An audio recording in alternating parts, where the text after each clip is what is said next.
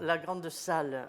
C'est la grande salle où on recevait les parents. On avait un turban lorsqu'on sortait pour aller à l'église du pensionnat. Là, je me rappelle. Hein. Ouais. On traversait, on passait par les platanes. Notre-Dame à l'âge de 2 ans, c'est-à-dire au niveau maternel. Hein. Et nous avions comme institutrice Sœur Adèle. Elle avait une longue robe noire, les cheveux tirés en arrière avec un chignon, et un claquoir. Ça m'a marqué, parce que tout était rythmé par le claquoir. On se levait, le claquoir, on s'asseyait, le claquoir. Sœur Adèle, elle était très stricte, mais en même temps, elle était très maternelle. Et quand un petit dormait, elle le prenait dans les bras et elle le gardait là tout le temps de la sieste.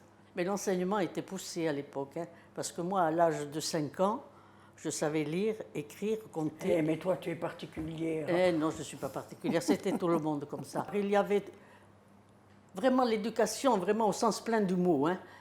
C'était la transmission du savoir, et puis en même temps, c'était un apprentissage du savoir-vivre.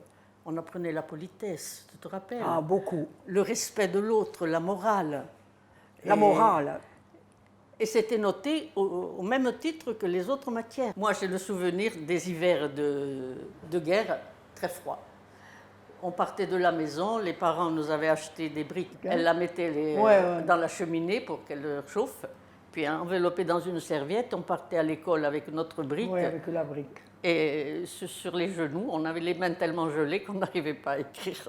À l'école des garçons, lorsqu'il fallait faire une description d'Île Rousse, et un garçon avait écrit dans sa composition française « Le train rase les sœurs ». Quand la Micheline passe, le train rase les sœurs. Passait au ras des sœurs. Nous avions des petites feuilles qu'on nous donnait le lundi. C'était marqué tous les sacrifices qu'on faisait durant la semaine et tous les péchés. Si on avait fait de la peine à quelqu'un, on mettait une croix. Si on avait fait plaisir à quelqu'un, si on avait rendu service à quelqu'un, si on avait dit des gros mots. Alors, toutes les semaines, nous avions cette petite fiche à remplir. Par contre, toi, tu peux parler, puisque tu as été demi-pensionnaire, des repas. Parce que moi, j'étais pas des repas, de la soupe avec beaucoup d'herbes qu'on mettait dans les papiers, les herbes, et on buvait le bouillon.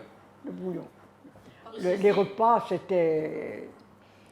C'était juste. C'était pas des repas. C'était pendant la guerre. Moi, j'ai quitté en 1945, donc à la Libération. Hein. Donc, j'ai fait ma scolarité durant la guerre.